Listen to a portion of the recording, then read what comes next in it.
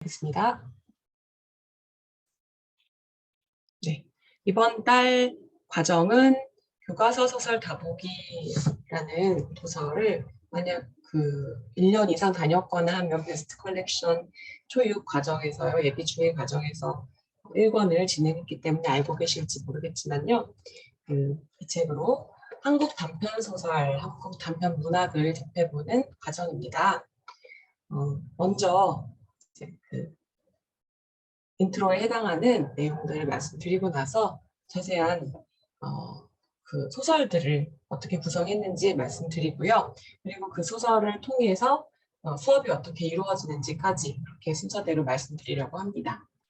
일단 이 부분 말고도 말씀을 좀 드리고 싶은 점이 있는데, 아이들이 지금 중학교 2학년 아이들은 교과서 소설 다보기 3권을 진행하고 있습니다. 어제 바로 소설을 읽고 왔는데요. 할머니의 죽음이라고 하는 그런 할머니가 82살까지 사시다가 돌아가시는 그 장면을 사람들이 죄송합니다. 자손들이 가서 임종을 지키려고 애쓰는 내용이었어요. 근데 거기서 이제 관찰자로 등장하는 한 인물이 있는데, 서술자이면서 관찰자죠. 그 사람이 양자입니다. 이 가문에서 태어났지만 아무래도 종친 중에 그 한쪽으로 입양이 된 것 같습니다. 그래서 양자다, 양모, 양조 이런 얘기가 나오는데, 아이들이 읽어는 왔는데 그 부분에 대해서 이거 양자, 양조 이런 게 무슨 뜻인지 알고 있나요? 했더니 전혀 알겠다는 아이들이 없는 겁니다. 그러니까 말씀드리고자 했던 것은 제사를 지낸다, 대를 잇는다라는 개념 자체가 현대 핵가족 사회에서는 사라진 상태, 거의 아이들이 알지 못하는 상태로 살아가고 있고요. 그리고 그래서 왜 아버지, 어머니가 낳은 자식이 다른 아버지 밑으로 들어가야 하는지, 근데 피를 나눠준 할머니께서 돌아가실 때는 다시 예전 가문으로 가서 임종을 지켜야만 하는지, 이런 것들에 대해서 일단은 이해를 못하고 있고요. 두 번째는 납득을 못합니다. 거부감을 딱 느끼면서 이상해, 아니면은 애를 훔쳐가는 것처럼 생각하는 거예요. 양자를 데려가는 그 모습을.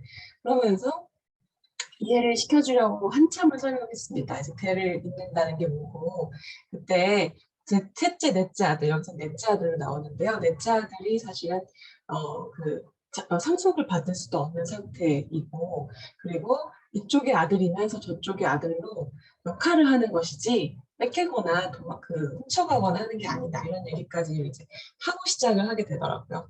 비슷한 내용들이 수도 없이 많습니다. 소나기에서 1학년 이제 들어가기 전에 읽었던 소설일 텐데, 여자아이가 관심의 표현으로 조약돌을 던집니다. 남자아이에게 조약돌을 던지는데, 그거를 매년 아이들이 깔깔거리면서 살인 미수다, 저건 폭력이다, 이렇게 얘기하기도 하고요.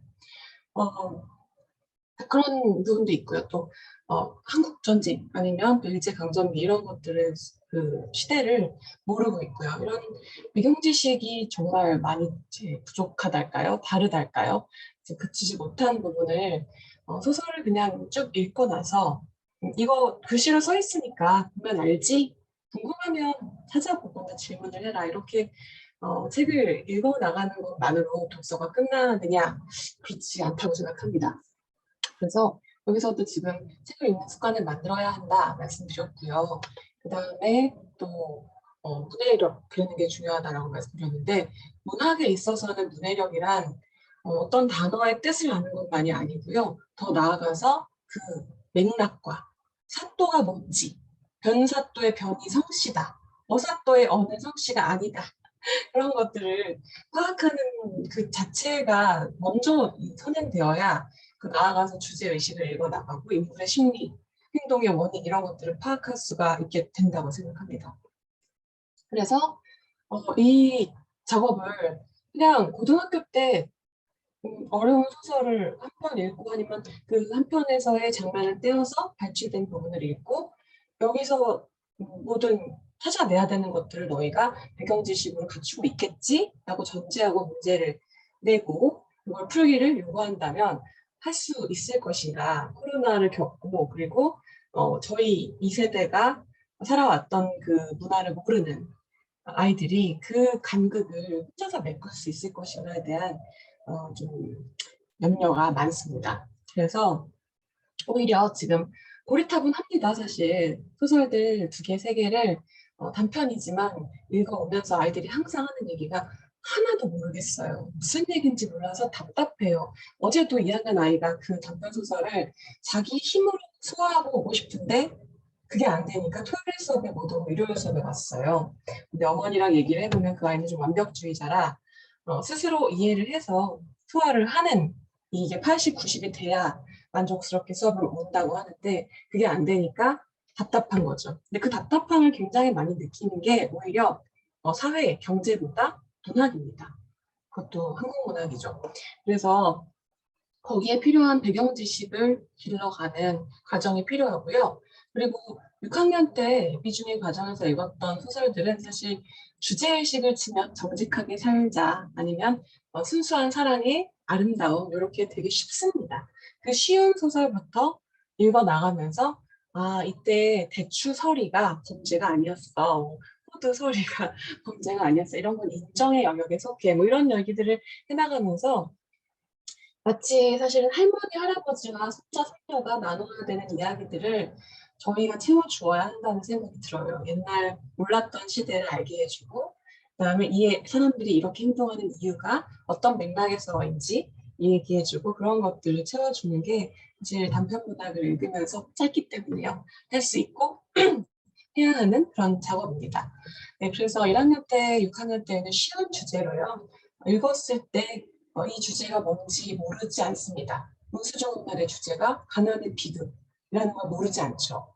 근데 또 그런 것들을 읽어 나간 다음에야 2학년 때 좀 더 심오하고 이 시대를 거쳐와서 이제 70년대, 80년대 경제 성장을 하면서 경쟁이라는 치열한 경쟁 상태에 놓여 있는 어머니와 아버지 또 아들과 딸 세대가 이제 왜 그렇게 치열한지, 왜 그렇게 살아가는지를 다음에 이제 그 기초가 마련된 다음에 더 이해할 수 있고 혼자서도 해석할 수 있게 되는 힘이 길러진다고 봅니다. 그래서 이런 단계를 사실 교과서 세세 더보기가 한 3, 4년 전에는 1년에 2번씩 더 읽었습니다.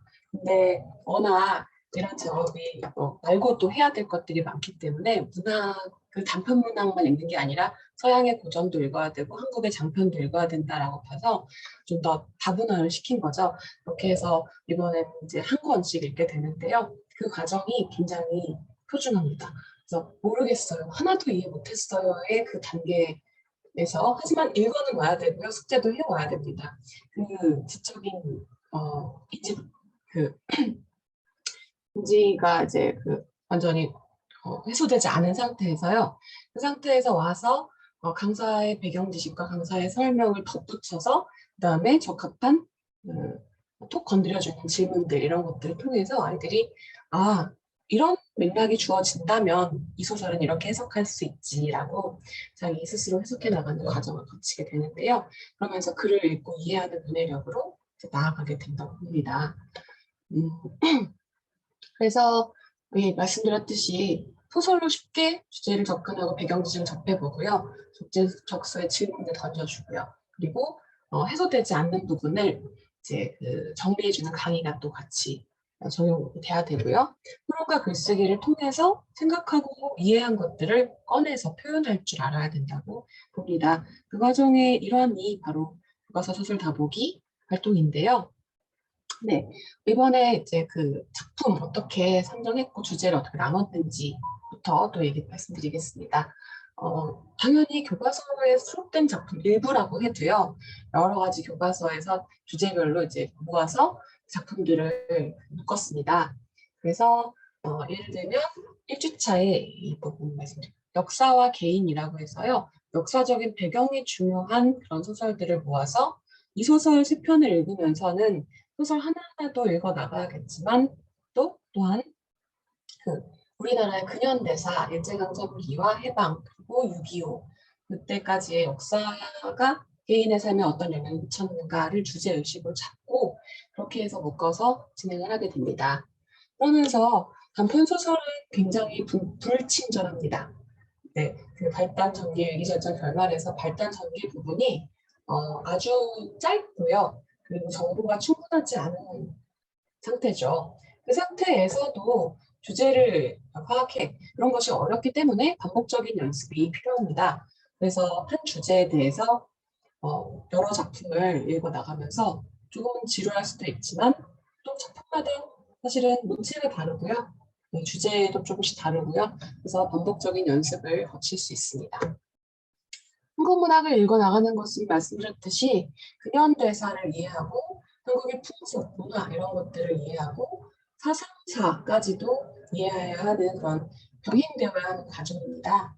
그렇기 때문에 소설을 읽는 것 자체에서 그냥 끝나면 안 되는 독후 활동이 무엇보다 중요한 그런 작업이라고 생각합니다. 이를 사실은 아이들이 열심히 더 시간을 들여서 한 1년에 20편, 30편의 한국 소설 모아놓은 책들도 많으니까요. 읽으면서 근현대사를 더 찾아보면서 배워 나갈 수도 있습니다. 가능한 방법이지만 한 편을 읽었을 때 강사가 옆에서 도움을 줄 수 있는 상태로 대기하고 있기 때문에요.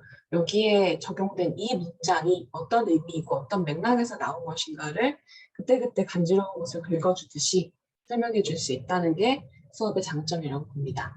그러면서 주제와 감상을 토의를 통해서 펼쳐보고요. 물론 완벽하지 않게 정리해 왔을 수 있겠지만 강의를 혹은 한 번 더 발췌독을 해나가면서 제대로 이해한 내용을요.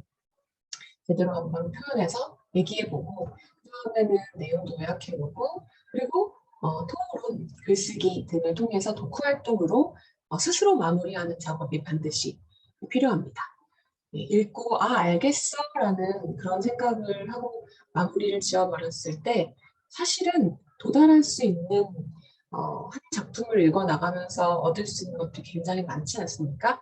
아까 말씀드린 배경 지식도 있을 것이고 당연히 그 감수성이나 이 인생의 지평을 넓혀주는 시야를 넓혀주는 그런 사고력의 부분도 있을 것이고요. 또 하나가 표현력입니다. 그래서 단편이기 때문에 굉장히 어렵지 않게 사실은 하기만 한다면 하나의 주제의식에 대한 자신의 생각을 펼칠 수 있는 기회를 가질 수 있습니다. 그게 한 편의 글이 될 수도 있겠지만 워크북에 있는 하나하나의 질문에 답하는 과정에서도 충분히 이루어질 수 있는데요.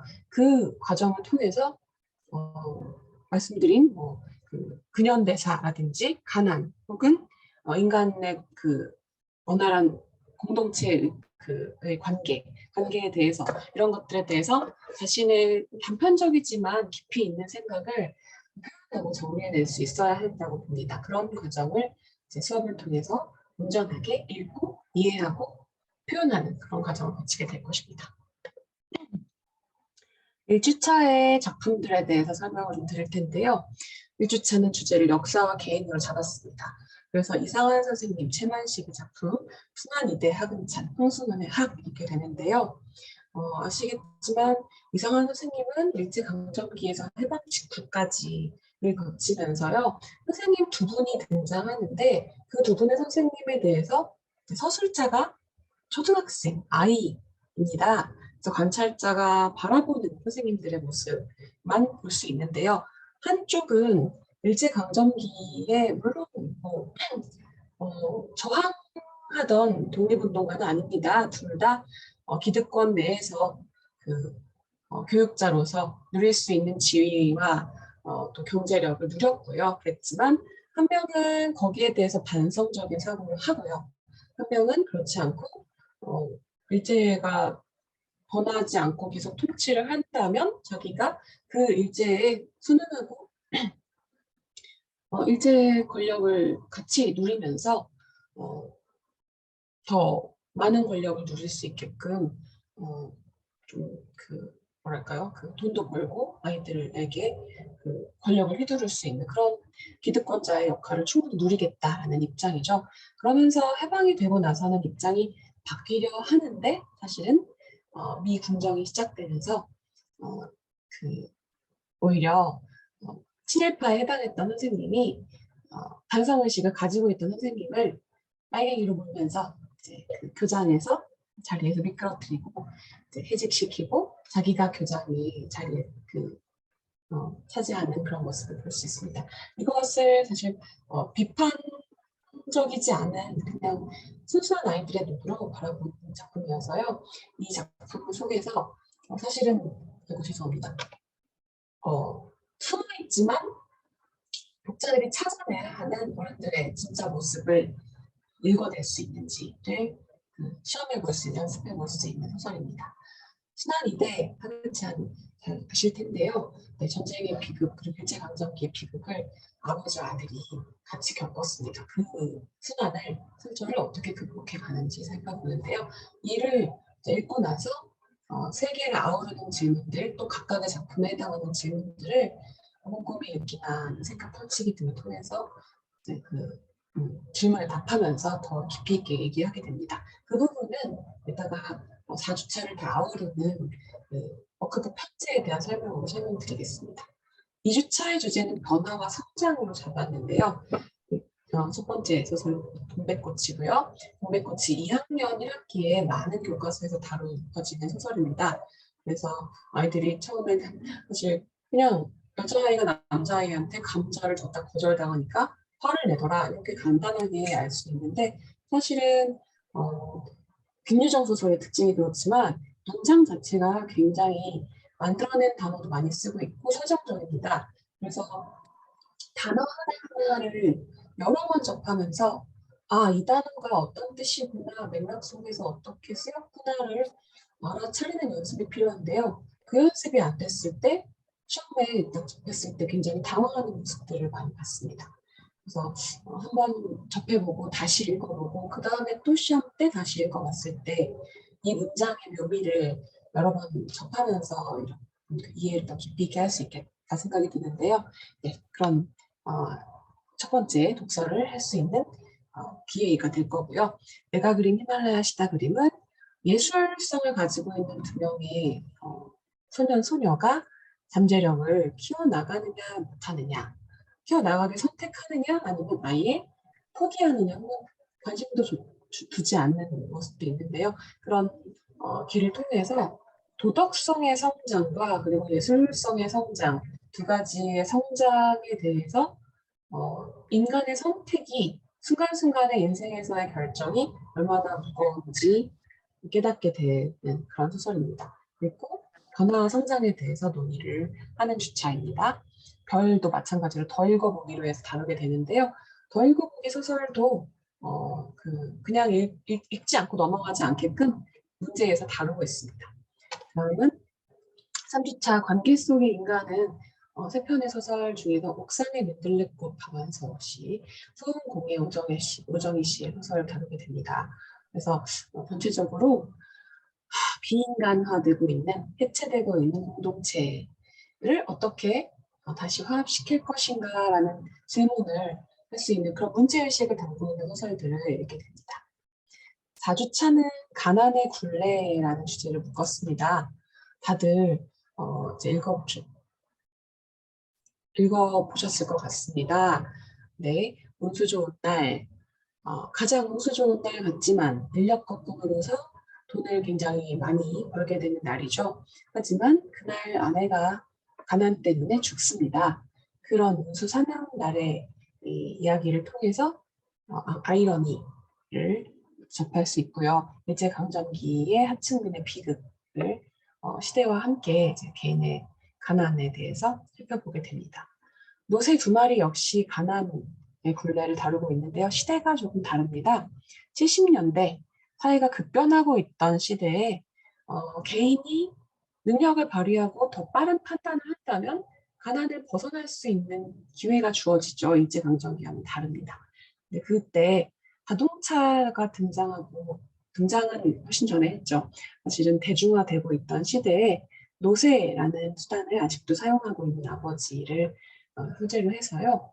시대의 변화를 따라가지 못한 이들의 모습 이런 걸 살펴보고 가난의 굴레 이것이 나아가서는 토론에서 개인의 책임일까 사회의 책임일까라는 좀 더 깊은 주제의식에 대해서도 토론을 하게 됩니다. 탈출기도 더 읽어보기로 했고 도서에서 문제에서 다루게 될 예정입니다. 이에 대해서 크부 구성 설명드릴 텐데요. 먼저 책을 읽어보면 다른 일반적인 워크북도 그렇지만 일단 독해가 제대로 되었는가 세부적인 내용까지 읽게끔 유도하는 질문들을 냅니다.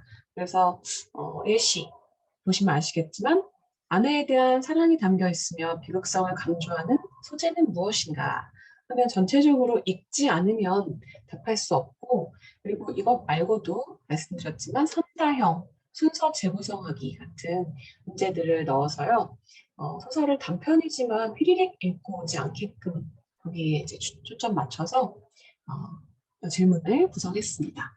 생각 나누기의 경우에는 크북에서는 말해볼까 토의에 해당합니다. 그래서 각 작품에서 뽑아낼 수 있는 주제 혹은 표현 방식도 있습니다. 풍자나 해학의 차이를 짚어보는 그런 스텝도 있는데요. 그런 스텝들을 몇 개씩 뽑아서요. 해당 주제를 이해하게끔 할 수 있는 질문들을 단계별로 1번, 2번, 3번 이렇게 단계별로 진행해서 주제를 이해하게끔 하는 그런 토의를 진행합니다.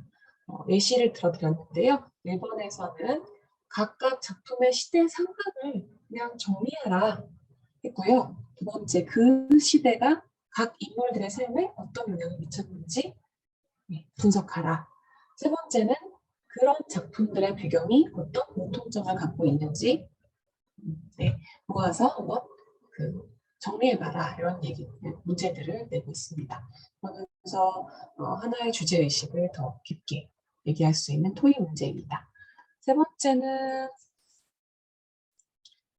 매주 들어있는 건 아니지만 필요한 경우 토론 진행을 하고 있습니다. 그래서 작품에서 갈등이 명확하게 나오는데 그를 얘기할 가치가 있다라고 했을 때 갈등을 독서 토론으로 준비하죠. 독서 토론으로 준비해서 주제와 갈등 양상을 제대로 이해하는지 균형 잡힌 시각을 가지고 한쪽과 다른 쪽을 근거를 들어서 옹호할 수 있는지 것을 원래 수업에서 토론을 하듯이 진행을 하고 있습니다. 예시로 든 것은 3주차의 토론인데요. 소음공예라는 작품에서 나와 위층 여자의 갈등에 누구의 책임이 있는가, 더 있는가를 토론하는데요.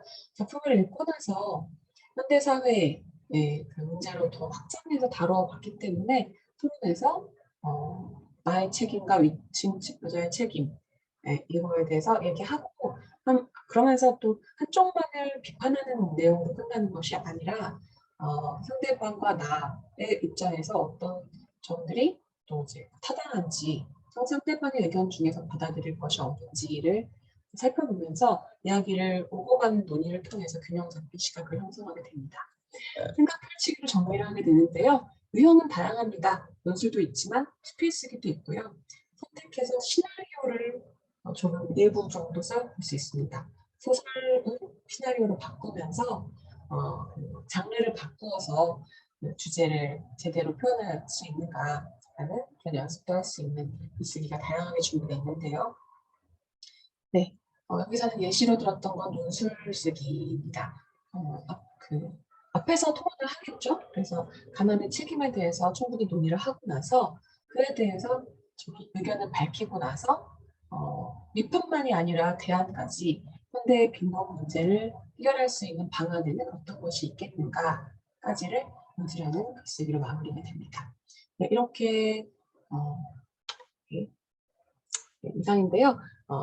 다보기를 읽어올 때 어머니, 아버지들께서도 다 읽어보셨을 내용이기 때문에 사실은 어느 수업보다 읽고 난 작품에 대해서 부모와 함께 아이들이 얘기하고 그 수업에서 못다한 얘기 하고 싶었지만 혹은 했지만 다 못한 얘기들을 저녁 식사 자리에서나 주말에 때때로 얘기해 볼 수 있는 굉장히 좋은 기회가 되는 수업이니까요. 참고하셔서 아이들 독서 그리고 수업 이런 것들 알아보시는 기회 삼아서 같이 논의도 해보셨으면 좋겠습니다. 이상입니다. 예, 중위팀 바로 진행하죠? 네, 알겠습니다. 네, 화면 보이십니까? 예, 잘 보입니다. 네. 안녕하십니까. CNA 논술 중2팀장 박창명입니다. 송지혜 선생님 그 발표에 이어서 저희 이제 중2 이제 9월 워크북에 대한 설명회를 시작하겠습니다. 저희 9월 워크북 제목은 이제 오늘의 우리 사회라고 하고요. 이제 그 안에 들어있는 범주는 이제 과학 중에서도 의학 관련 서적들이랑 그 다음에 사회 쪽에서는 이제 미디어, 매체 관련된 서적들을 좀 모아서 일종의 이제 통합 커리큘럼을 진행을 좀 하게 됐습니다. 저희가 그 2, 3월에 이제 통합과학을 한번 했고, 그 다음에 1학기 그 말쯤에 이제 사회에 대해서도 5월쯤에 한번 진행을 했었었는데, 그 이제 과학 이게 3월에 했던 통합과학이 뭐 기후라든가 자연이라든가 이런 좀 개괄적인 이과 쪽 독서라면은 요번 이제 9, 10월 통합 커리큘럼에서는 이제 코로나 시대의 어떤 시의성을 좀 살리고 의학 관련 서적을 좀 현 이슈를 반영하는 서적들을 좀 선정을 해서 학생들이 이제 의학이라든가 전염병 쪽에 관심이 있는 친구들이 진로 교양 탐색용으로 좀 이렇게 할 수 있도록 했고요. 그 다음에 요 커리큘럼 뒷부분에 미디어 매체 같은 경우는 이제 중2, 9월이 되면 이제 중2도 한 절반 정도 지나죠. 그러면 학생들이 좀 수업을 하다가 이제 뭐 수업 내용과 관련된 언론의 뭐 보도 방식이라든가 자기들이 관심이 있는 여러 가지 매체, 뭐 아이돌이라든가 TV라든가 영화라든가 이런 부분에 대한 자기 이야기를 많이 하기 시작합니다. 그래서 특히 이제 수업하면서 시사 관련해서 이런저런 자신들의 어떤 궁금증을 많이 풀어내는 학생들의 그 이야기를 들으면서 이 친구들이 뭐 수업하면서 이렇게 강사와 스몰 토크로 그런 궁금증을 채우는 것도 좋지만은 학생들이 좀 주체적으로 자기 주변의 매체들을 단순히 이제 소비하는 데서 그치지 않고 좀 이렇게 비판적으로 좀 해석도 하고 그런 부분에 대해서 능동적으로 다가갈 수 있게 하기 위해서 미디어와 관련된 서적들을 좀 골라서 이렇게 집어넣어 봤고요. 그래서 학습 목표는 첫 번째는 코로나19 시대의 시의성을 살려서 의학 관련 교양을 축적하고 전염병과 의학 관련해서 학생들에게 좀 진로 그 교양을 지도하는 거고요. 두 번째는 아까 말씀드린 대로 이제 뉴스 그리고 마지막 책은 게임을 선정을 했습니다. 그래서 학생들이 가장 즐겨하는 그 매체를 좀 더 쉽게 다가갈 수 있도록 해서 그런 매체들이 어떤 식으로 만들어지고 유통되는지 그 구성 방식을 조금 이해하고 단순 소비자의 위치를 넘어서 미디어 수용자로서 어떻게 비판적으로 이걸 받아들일 수 있을지 바람직한 자세를 함께 논의해 보는 것을 목표로 하고 있습니다. 1주차 선정 도서는 당신이 살아있는 진짜 이유입니다. 이 책은 이제 전염병의 어떤 그 세계적 전염병의 발발의 역사와 그 전염병에 대응하기 위해서 인류 사회에서 어떤 해결책을 마련해 왔는지 이걸 통사적으로 한번 쭉 훑어보면서 우리가 전염병에 대해서 어떻게 대처해야 될지 다루고 있는 책입니다. 이 책과 관련해서 워크북의 학습 목표는 첫 번째로는 인류가 전염병을 해결하기 위해서 노력한 역사에 대해서 알아보고요. 그 다음에 두 번째는 코로나19를 비롯한 이제 세계적 유행병이 20세기, 21세기 이후에 경제와 사회에 어떤 영향을 미치는가. 보통 학생들하고 이제 코로나 이야기를 좀 하다 보면은 이제 코로나 때문에 뭐 누가 아파서 결석을 했다더라 내지는 뭐 학생들 가장 많이 하는 이야기는 코로나 걸리니까 확진되니까 학원 안 가서 좋다. 내지는 뭐 그런 이야기가 나오면 또 어떤 친구들은 거기에 말을 얹어서 나도 학원 쉬고 싶은데 나도 코로나 좀 걸리고 싶다 뭐 이런 식으로 좀 이야기를 많이 하죠. 주로 학생들이 하는 이야기가 뭐 코로나 걸리면 아프다, 내가 몸이 아프다 내지는 코로나 걸리니까 학교 안 가서 좋다 이렇게 조금 단편적으로 개인적으로 좀 이야기를 많이 하게 되는데 이제 그런 어떤 개인적인 이야기 차원을 좀 넘어서 이런 이제 유행병이 퍼지게 됐을 때 우리 사회 경제적으로 어떤 좀 변화가 일어날까? 주로 부정적인 변화겠죠. 그렇기 때문에 이제 학생들한테 이런 유행병을 단순히 이제 개인의 어떤 위생 문제로 다루는 게 아니라 국가가 직접 나서서 아주 넓은 범위에서 대응책을 마련하려고 하는 그 맥락에 대해서 학생들이 좀 이해할 수 있게 수업 진행하는 것을 목표로 하고 있습니다. 세 번째는 이제 이런 내용을 바탕으로 해서 질병에 대한 이제 시민사회 내에 여러 가지 대응 방식 중에서 좀 비이성적 대응 방식에 대해서 한번 비판해보고 고민해보는 시간을 가집니다. 뭐 코로나19 관련해서 가장 크게 이슈가 됐었던 거는 역시 이제 백신 부작용에 대한 거기에 따라오는 백신 거부 문제일 텐데요. 그러니까 백신 거부가 무조건 잘못됐다 이런 부분이 아니라 이제 백신의 어떤 부작용이나 이런 부분에 대해서 문제 제기를 하는 거는 충분히 이제 의의가 있지만 이제 그 정도를 넘어서서 이제 가짜 뉴스라든가 너무 과도한 이제 민간요법에 대한 의존이라든가 이런 부분들이 이제 오히려 이 질병에 대한 과학적인 대처, 합리적인 대처를 막는 부분이 있고 이 질병에 대한 사회적 백신 면역 네트워크 구축을 좀 저해하는 그런 부분이 있기 때문에 우리가 잘 걸러서 들어야 된다. 이런 이야기를 함께 나눠보려고 합니다. 그리고 요 수업 내용을 바탕으로 이제 토론은 이제 전염병 백신을 만들었을 때 이제 개별 민간 회사에서 제약 회사에서 백신에 대한 특허권을 보장을 해줘야 될지 자유적 관점에서 혹은 이제 공동체 복리 증진 차원에서 그 특허권을 보장해 주지 말아야 할지 그 부분에 대해서 한번 토론을 해볼 거고요.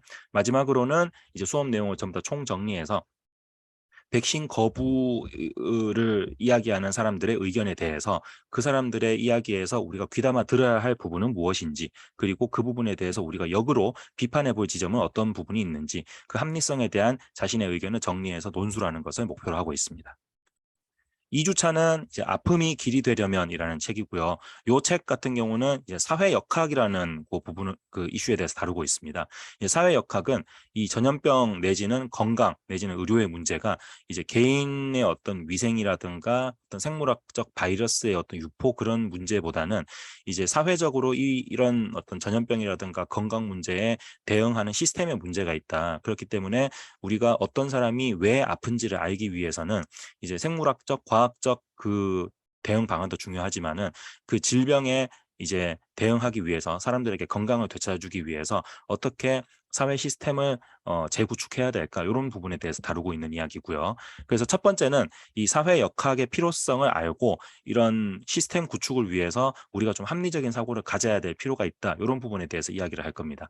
두 번째는 이 사회 역학 연구 과정에서 이제 어떤 계층의 사람들이 혹은 어떤 지역의 사람들이 얼마나 아프다 내지는 아픔을 호소하고 있다 이런 부분에 데이터를 확실하게 객관적으로 잘 모아야 우리가 이제 알맞은 대응책을 마련할 수가 있는데 이제 책의 내용에는 그런 부분이 나오죠. 뭐 소방관들 중에서 의료 보조 신청을 해서 그 의료 혜택을 받은 사람들은 굉장히 소수인데 실제로 사고를 당하는 사람들의 숫자는 그거보다 더 많다. 왜 제도가 마련되어 있는데 사람들이 그 제도의 혜택을 받지 못하고 고통에 시달리는가? 왜냐하면은 그 제도의 어떤 구성 요건이 이제 자유롭게 신청해서 혜택을 받을 수 있을 정도로 오픈되어 있지 않기 때문이다. 뭐 이런 이야기들. 그래서 데이터를 통해서 어떤 연구를 축적을 할 수 있기 때문에 그게 중요하지만 그렇다고 해서 눈에 보이는 숫자에만 너무 매몰되다 보면은 그 데이터의 행간을 읽지 못할 수 있다. 이런 좀 비판적인 한번 이야기를 해볼 거고요. 마지막 세 번째는 우리 사회적 여건이 이제 소수자들의 건강, 예를 들어서 이런 경우도 있죠. 전염병 환자들에게 이제 공개적으로 나와서 뭐 보건소라든가 국가에 신고를 하고 뭐 약을 받아간다든가 정기적으로 치료를 받아간다든가 이렇게 혜택을 저희가 제공을 하고 있음에도 불구하고 어떤 사람들은 신고를 하지 않고 계속 숨기고 있다가 다른 사람들에게 전염시키는 이런 사례가 있는데 왜냐하면은 이제 자기가 이러이러한 질병을 앓고 있다, 이러이러하게 감염이 되었다라는 거를 밝히는 순간 이제 너는 왜 너의 건강에 대해서 미리 조심하지 않았니? 라는 사회적 낙인이 찍히게 되고 그런 사회적 낙인으로 인해서 유발되는 직간접적인 손해를 우려하기 때문에 자기가 이제 이런 낙인이 찍히고 피해를 받을지도 모른다. 내가 아마 소수자이기 때문에 이 사회에서 환영받지 못할 거다라는 인식을 하게 될수록 더 음지로 숨어버리는 그러면서 결과적으로는 우리 사회의 어떤 건강이라든가 공공복리가 개선되지 못하는 이제 그런 문제에 대해서 좀 지적을 하고 있습니다. 그래서 그런 내용에 대해서 이제 이야기를 하면서 우리 사회의 소수자로 분류될 수 있는 집단이 어떤 집단들이 있을까? 그리고 그 사람들도 우리 공동체의 일원으로 우리가 포용하고 전체적인 그 건강 지수를 올리기 위해서 우리가 어떤 노력을 해야 될까? 이런 부분에 대해서 한번 이야기를 나눠보려고 합니다. 그리고 요 내용을 이제 통해서 이 4주차에서는 요 성숙한 공동체라는 그 개념은 이제 재해 재난 이후의 어떤 정신적 트라우마라든가 이런 부분에 대한 이야기고요. 그래서 뭐 재해 재난 이제 생존자들의 인터뷰, 이제 세월호 그 피해자에 대한 이제 같은 10대 청소년들의 어떤 연대 그리고 정신적 치유 이런 부분에 대한 동영상을 먼저 함께 시청을 하고, 그래서 이런 어떤 정신적 피해라든가 어떤 재해 재난 생존자들의 이 가지고 있는 문제가 무엇이 있을지 한번 토의를 해본 다음에 이런 문제를 다 함께 극복하고 우리가 좀 더 성숙한 서로를 관용할 수 있는 공동체로 나아가기 위해서 어떤 공감 지수를 어떤 식으로 좀 늘려야 될지 그런 부분에 대해서 논의하는 시간을 가지려고 합니다.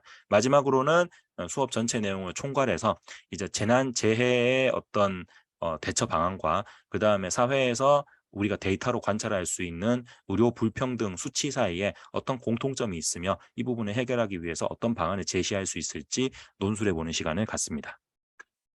3주차는 아까 말씀드린 대로 이제 미디어 쪽으로 넘어와서 이제 뉴스 믿어도 될까라는 책을 함께 읽습니다. 요 책의 작가인 구봉권 씨는 이제 한겨레 신문 기자로 오랫동안 재직을 하면서 뭐 IT 산업 쪽이라든가 이제 정보사회의 변화, 그 다음에 이 미디어의 어떤 독해 이런 부분에서 지속적으로 책을 쓰시고 있는 분인데, 이 책 같은 경우는 요즘 이제 굉장히 이슈가 되고 있는 미디어 리터러시, 미디어에서 전달되는 컨텐츠에 대해서 우리가 어떻게 독해, 문해를 할 것인가 요거에 대해서 이야기를 하고 있고요.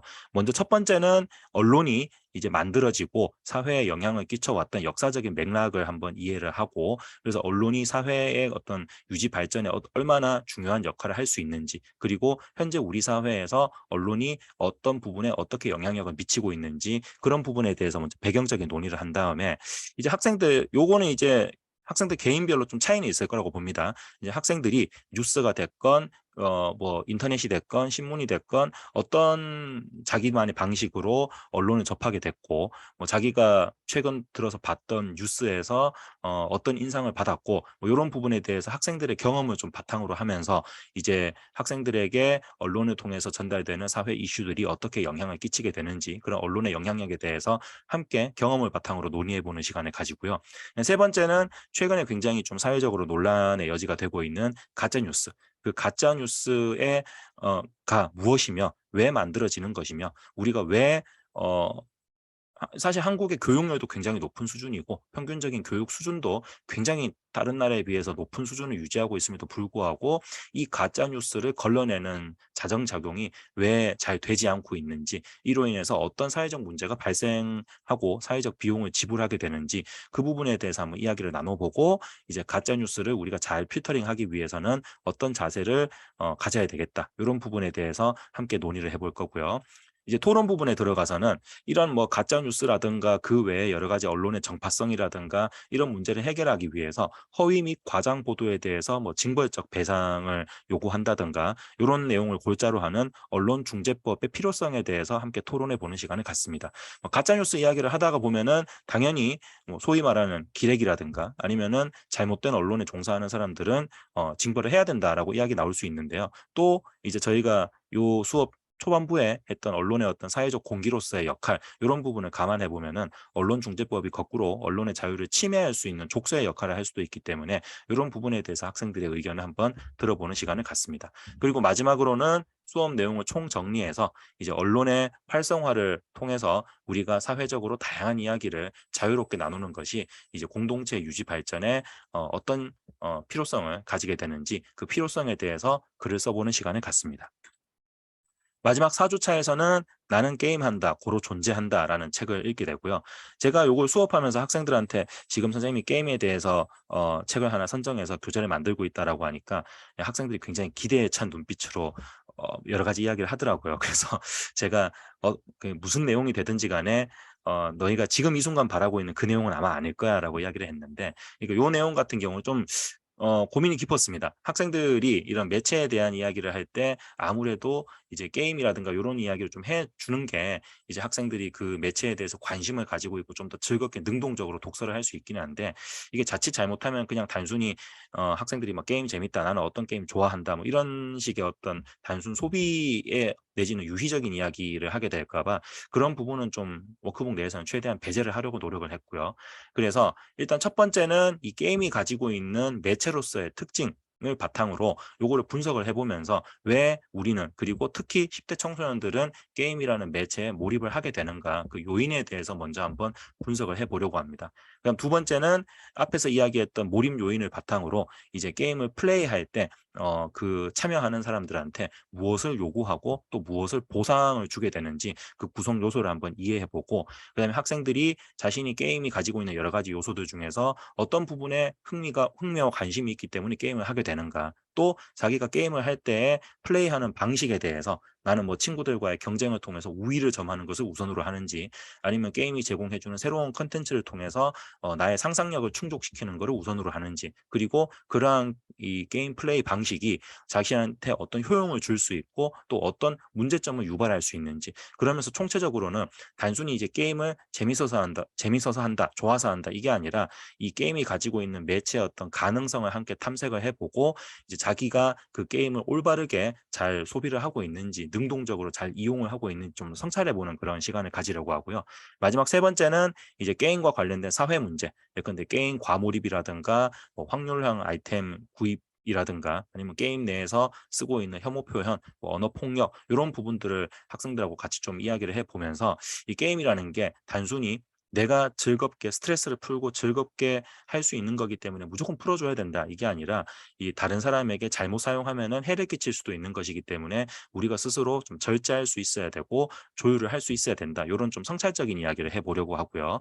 그 다음에 네 번째는 이 부분은 이제 토론이 아니라 함께 참여 활동을 좀 해보려고 합니다. 그래서 조모임을 만들어서 이제 이 선정 도서와 워크북에 나와 있는 그 게임의 여러 가지 그 구성 요소들을 정리를 해서 이제 자기가 어떤 그 팀에서 어떤 게임을 만들려고 하는가, 이런 거에 대한 뭐 컨셉 아트라든가 아니면 게임을 만드는 목적, 뭐 게임의 흥행성 이런 부분들을 이제 학생들끼리 토의를 해서 그 부분을 돌아가면서 좀 발표를 하게 하고 상호 비판을 하게 함으로써 컨텐츠를 만들어내는 과정에서 어떤 부분이 고려가 되고 또 어떻게 비판을 할 수 있는지 그런 어떤 체험 활동을 좀 해보려고 하고요.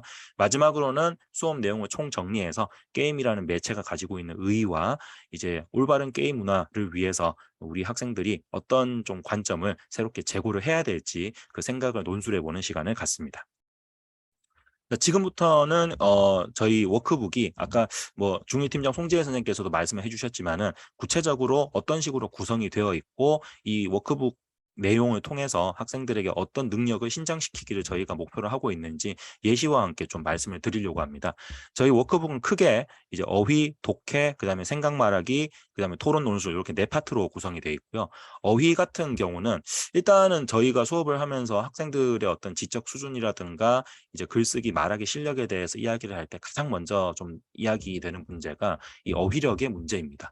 학생들이 크게 이제 두 가지로 나눌 수가 있는데, 첫 번째는 이제 한글 어휘의 75% 이상을 차지하고 있는 한자어를 중심으로 하는 그 개념어들을 상당 부분 좀 미숙지하고 있다는 그런 문제가 있고요. 얼마 전에 좀 그런 이야기가 있었죠. 그 SNS에서 어떤 그 가게에서 손님과 트러블이 있어가지고 그 사과문을 게시를 했는데 그 사과문에다가 심심한 사과를 드립니다, 뭐 이런 식으로 썼는데, 이 문제는 그 손님이 그 어휘의 뜻을 이해를 하지 못해가지고 사과를 어떻게 심심하게 하냐, 지금 나랑 장난하자는 거냐 이렇게 해서 더 문제가 커졌다, 뭐 이런 이야기가 좀 있었는데, 제가 그 이야기를 학생들한테 해주니까 와 하고 웃더라고요. 아 재밌다.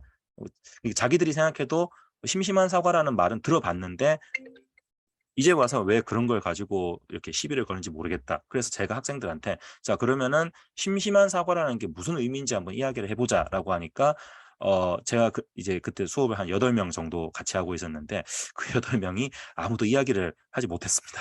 그래서 그런 어떤 우리가 일반적으로 관용적으로 쓰는 어휘들이라든가 아니면은 어떤 목적을 위해서 우리가 의도적으로 쓰는 어휘라든가 그런 부분에서 한자의 의미를, 그 어휘의 의미를 정확하게 알지 못하기 때문에 그냥 생각나는 대로 관용적으로 써버리거나 아니면은 그 자의적으로 해석해서 이상한 맥락으로 쓰는 경우가 많고요.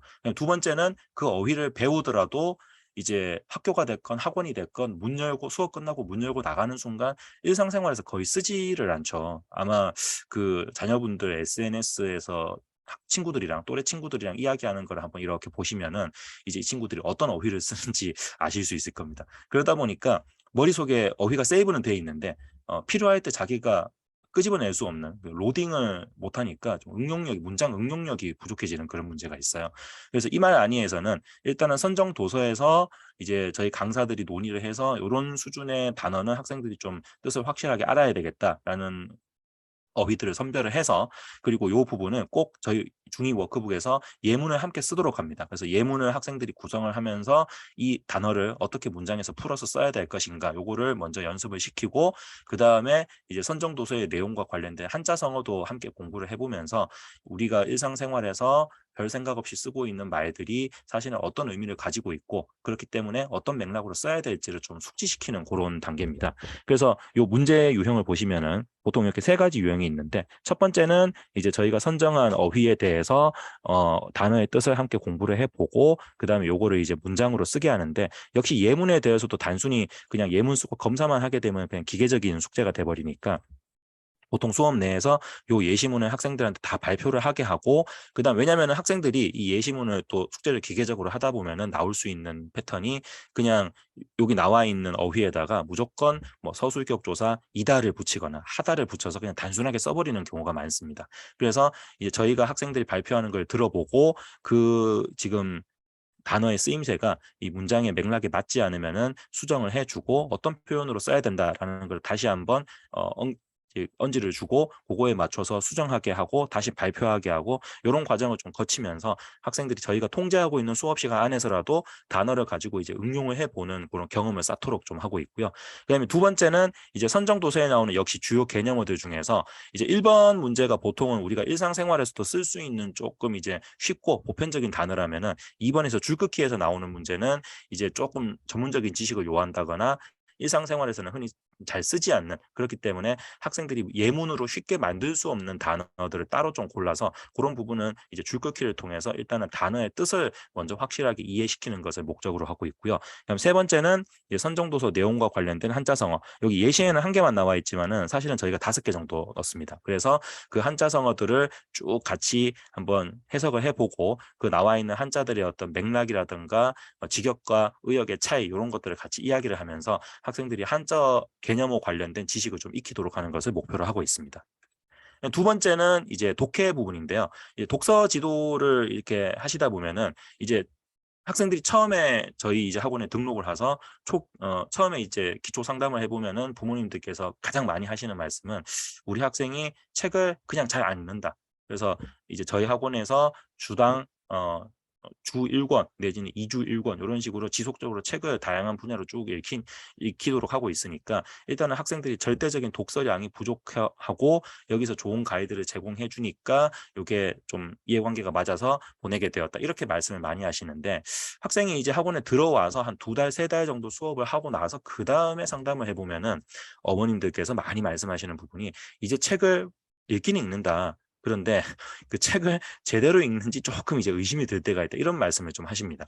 그러니까 학생들이 이제 뭐 이제 다른 학원 스케줄도 있고 또 요즘 학원들이 막 숙제를 굉장히 많이 내주고 하다 보니까 그 책을 읽으면서 좀 시간을 여유롭게 쓰지 못하는 그런 문제도 있고 또 다른 부분으로는 학생들이 그냥 요령이 생기는 거죠. 요령이 생기다 보니까 또 어떤 친구들은 책을 먼저 정독을 하고 나서 책에 있는 내용을 정리를 하고 그걸 바탕으로 숙제를 하는 게 아니라 워크북부터 먼저 딱 펼쳐보고 그 다음에 워크북에 오케이 요런 키워드 A, B, C가 나오는구나. 그러면은 선정 도서에서 목차를 다시 한번 훑어보고 A, B, C에 해당하는 부분은 먼저 읽자. 그래서 그 부분만 꼼꼼하게 읽고 숙제를 한 다음에 전체적인 내용은 마지막에 학원 가기 한 2시간 전에 호로록 훑어보면서 오케이 다 읽었다라고 착각을 하게 되는 경우가 있죠.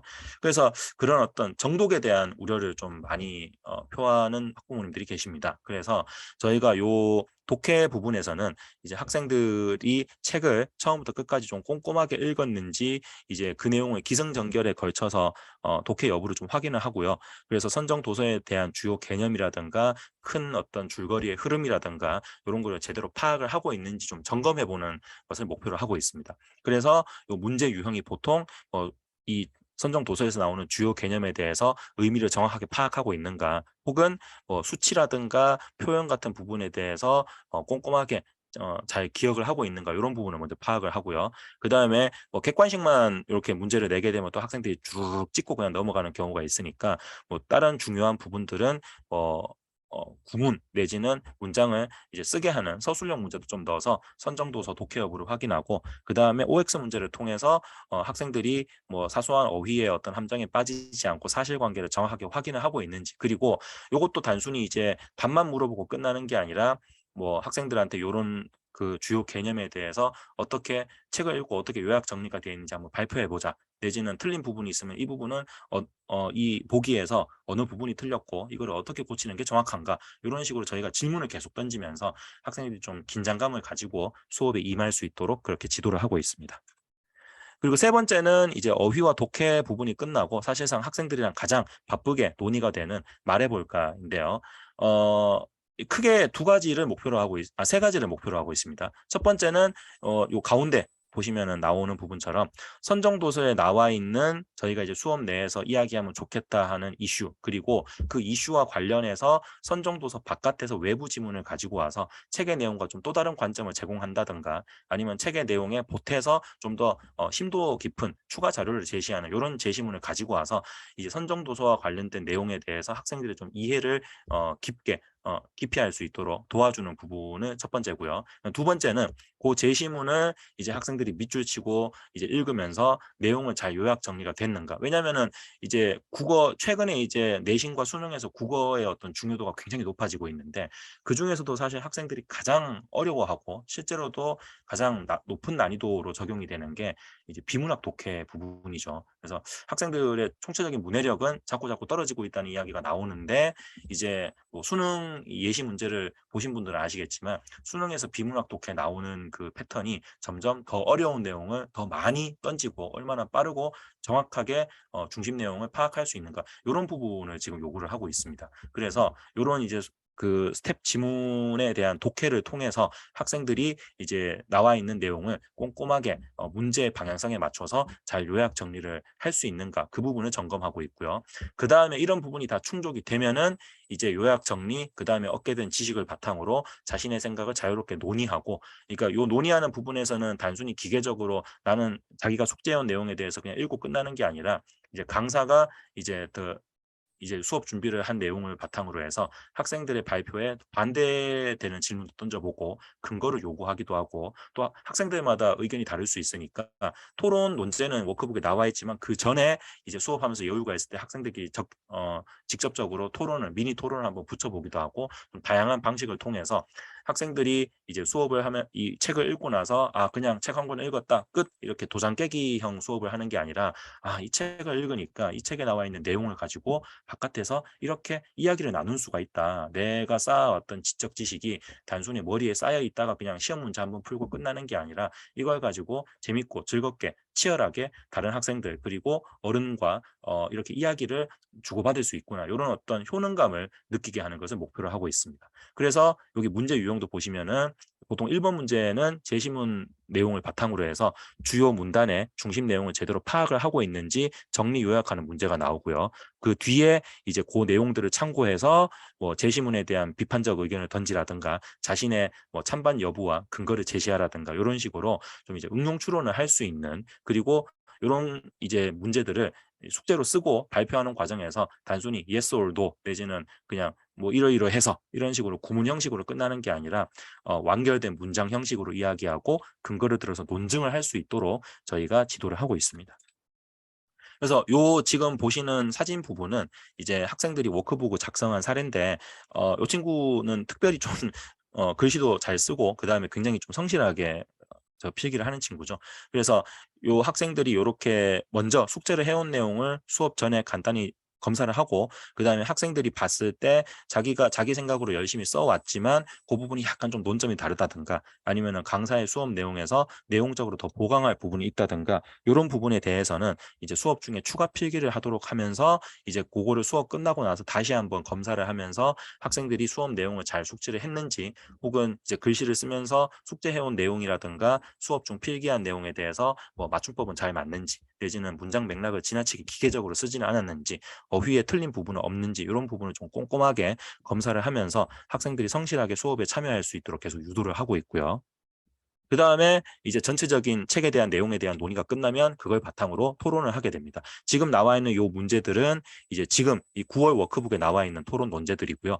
기본적으로 저희 학원에서는 이제 세다 토론이라고 해서 수업 내용과 선정 도서에서 시의성 있는 이슈들을 뽑아서 이제 팀을 나눠서 찬반 토론을 기준으로 하고 있습니다. 다만 지금 이제 학교 현장에서는 찬반 토론뿐만 아니라 여러 가지 뭐 참여 활동이라든가 수행 평가 등을 통해 가지고 토론, 토의, 발표 등의 굉장히 좀 다양한 말하기 경험을 좀 시키고 있고요. 또 학생들도 이제 찬반 토론을 또 하다 보면은 좀 이 경험이 부족한 친구들이라든가 의욕이 좀 과도한 친구들은 이게 토론을 통해 가지고 자기의 생각을 넓히고 뭔가 이야기하는 경험을 쌓기보다는 그냥 이기는 걸 좀 우선으로 하고 혹은 토론에 대해서 좀 이해가 잘못돼 가지고 그냥 말을 많이 해서 상대방을 입을 다물게 하는 게 이기는 거다. 좀 이렇게 생각하는 친구들이 있어요. 그래서 찬반 토론 지나치게 각을 세우면 좀 피로도가 올라가는 경우도 있고 해서 저희가 이제 그런 부분에 대한 보완 그리고 학교 수업에 대한 대비책으로 해서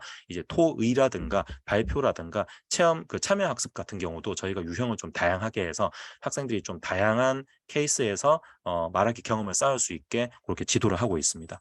그리고 글쓰기도 기본적으로는 이제 선정 도서와 수업 내용에 관련된 이슈를 가지고 논술, 주장하는 글쓰기를 먼저 우선적으로 하고 있고요. 그다음에 그 글쓰기에 대해서 강사가 이제 첨삭을 해주면서 아까 수업 부분에서 말씀드렸던 것처럼 전체 논지의 어떤 정합성, 그다음에 글쓰기에서 문장의 어떤 간결성, 표현의 정확성 이런 부분들을 꼼꼼하게 지도를 하고 있고, 그리고 역시 학교에서 논술뿐만 아니라 뭐 문학 을 공부했을 때는 소설 뒷부분을 주제의식과 연계해서 이어서 후속편 써보기 내지는 역사와 관련해서 자기가 역사 인물이라고 생각하고 수필 써보기 이런 식의 좀 다양한 글쓰기들을 많이 요구를 하고 있기 때문에 저희도 이제 논술을 기본 바탕으로 학생들의 논중 능력을 늘리면서 동시에 문학이 나왔을 때는 예고편 쓰기를 해본다든가 내지는 뭐 수필이 나왔을 때는 자기 경험을 바탕으로 일기를 한번 써본다든가 좀 다양한 형식의 글쓰기를 통해서 학생들이 이제